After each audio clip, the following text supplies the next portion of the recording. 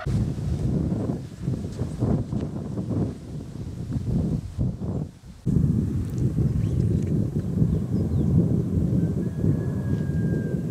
bebi. Bu sivi Celal evi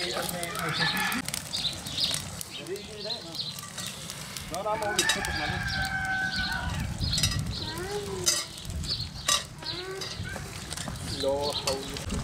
أزيد برا صاد حق دستي ومسكينة أزيد بعزمة بدي برا. تركيبتي بيجي. zaten çiğ ha. Öyle sonra.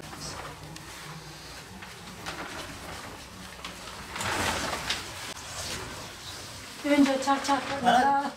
No, bir sekret. Çiçek.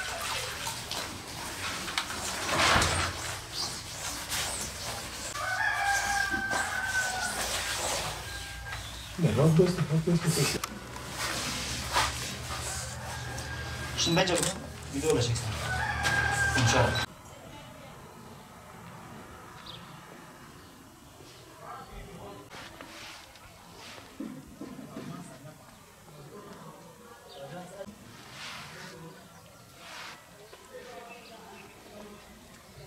Lablastik yapıyoruz.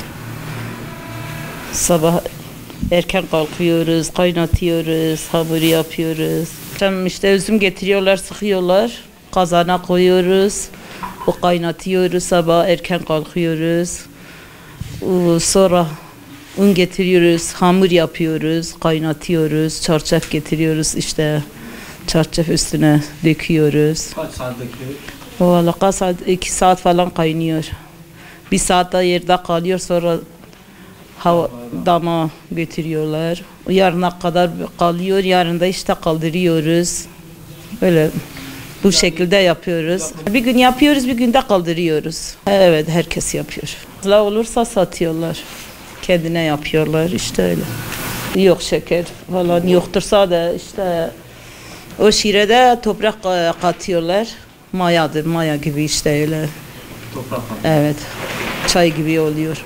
Çocuklar işte kazanda bir sürü yiyorlar yani. Hemen 3 saat yani oluyor. Vallahi daha dedemlerde yapıyorlar. Yoktur, yapıyorlar, hala devam ediyoruz. İnşallah bu hep devam edecek.